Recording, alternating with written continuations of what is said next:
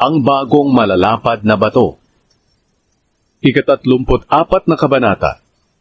Sinabi ng Panginoon kay Moises, "Tumapyas ka ng 2 malalapad na bato gaya noong una, dahil susulatan ko ito ng mga salitang nakasulat sa naunang bato na binasag mo.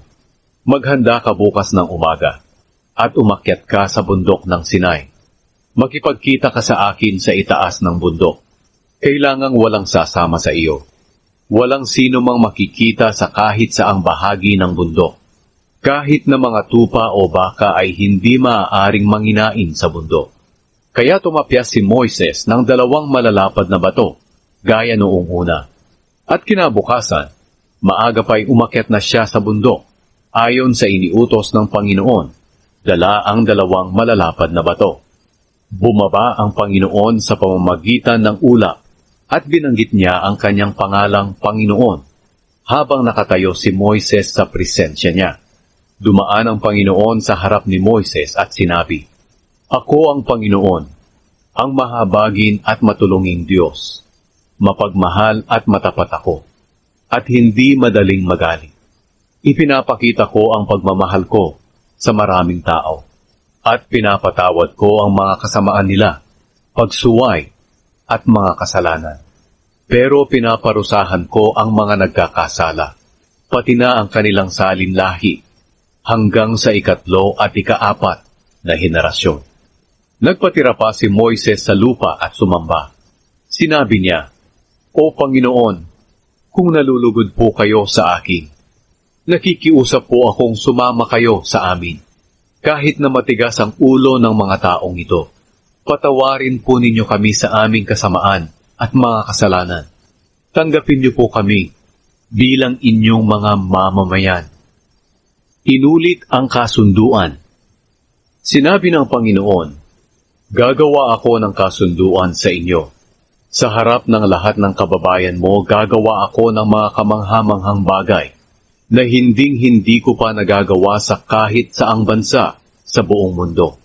Makikita ng mga mamamayan sa palibot ninyo ang mga bagay na gagawin ko sa pamamagitan mo. Sundin mo ang iniutos ko sa iyo sa araw na ito. Itataboy ko ang mga Amoreo, Kananeo, Hiteo, Perezeo, Hibeo at mga Jebuseo mula sa lupaing ipinangako ko sa inyo. Huwag kang gagawa ng kasunduan sa mga tao sa lupaing pupuntahan ninyo, dahil magiging bitag ito para sa inyo. Sa halip, gibain ninyo ang mga altar nila, durugin ang mga alaalang bato nila, at putulin ang mga posteng simbolo ng diyosang si Asyera. Huwag kayong sasamba sa ibang mga diyos, dahil ako ang Panginoon ay ayaw na may sinasamba kayong iba.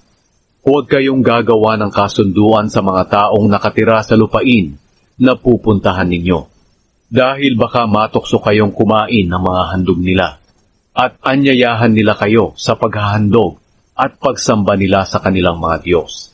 Baka mapangasawa ng mga anak nyo ang mga anak nila, na silang magtutulak sa kanila sa pagsamba sa ibang mga Diyos.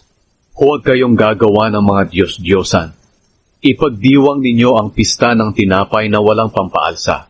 Ayon sa iniutos ko sa inyo, kumain kayo ng tinapay na walang pampaalsa sa loob ng 7 araw.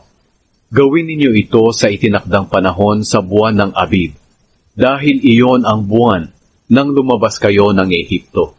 Akin ang lahat ng panganay na lalaki, pati ang panganay na lalaki ng mga hayop ninyo. Maaaring matubos ang panganay na lalaki ng mga asno nyo sa pamamagitan ng pagpapalit dito ng tupa. Pero kung hindi ito tutubusin, kailangang patayin ang asno sa pamamagitan ng pagbali sa leeg nito. Maaari rin ninyong matubos ang mga panganay ninyong lalaki. Walang makakalapit sa akin na walang dalang mga handog. Magtrabaho kayo sa loob ng 6 na araw, pero sa 7 araw ay magpahinga kayo, kahit sa panahon ng pag-aararo at pag-ani. Ipagdiwang ninyo ang pista ng pag-aani kung mag-aani kayo ng mga unang ani ng trigo, at ipagdiwang din ninyo ang pista ng katapusan ng pag-ani sa katapusan ng taon. 3 beses sa isang taon, Pupunta ang kalalakihan ninyo sa mga pistang ito sa pagsamba sa Panginoong Diyos, ang Diyos ng Israel. Itataboy ko ang mga mamamayan sa lupaing ibibigay ko sa inyo, at palalawakin ko ang teritoryo ninyo. At walang sasalakay o aagaw sa bansa ninyo, sa panahong lumalapit kayo sa akin na Panginoon na inyong Diyos. Huwag kayong maghahandog ng dugo sa akin, at kahit anong may pampaalsa. Huwag din kayong magtitira para sa susunod na araw ng karne ng tupa, na handog ninyo sa panahon ng pista ng paglampas ng anghel. Dalhin ninyo sa templo ng Panginoon na inyong Diyos ang pinakamagandang bahagi ng una ninyong ani. Huwag ninyong lulutuin ang batang kambing na hindi pa naaawat sa kanyang ina. Sinabi ng Panginoon kay Moises, "Isulat mo itong sinasabi ko, dahil ito ang tuntunin ng kasunduan ko sa iyo at sa Israel." Naroon si Moises kasama ng Panginoon sa loob ng 40 araw at 40 gabi na wala siyang kinain at ininom. Isinulat niya sa malalapad na bato ang mga tuntunin ng kasunduan, ang 10 utos.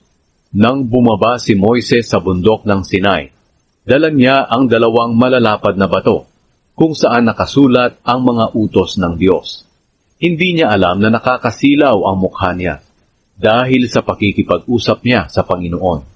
Nang makita niya Aaron, at ng lahat ng mga Israelita ang nakakasilaw na mukha ni Moises, natakot silang lumapit sa kanya. Pero ipinatawag sila ni Moises, kaya lumapit sila Aaron at ang mga pinuno ng mamamayan ng Israel, at nakipag-usap si Moises sa kanila. Pagkatapos, lumapit ang lahat ng mga Israelita sa kanya, at sinabi niya sa kanila ang lahat ng utos na ibinigay sa kanya ng Panginoon sa bundok ng Sinai. Matapos makipag-usap ni Moises sa kanila, tinalukbungan ni Moises ang kanyang mukha. Pero sa tuwing papasok siya sa toldang tipanan para makipag-usap sa Panginoon, tinatanggal niya ang talukbong hanggang sa makalabas siya ng tolda.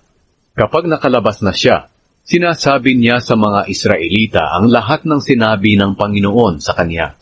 At nakikita ng mga Israelita ang nakakasilaw niyang mukha. At tatalukbungan na naman ni Moises ang mukha niya hanggang sa bumalik siya sa tolda para makipag-usap sa Panginoon.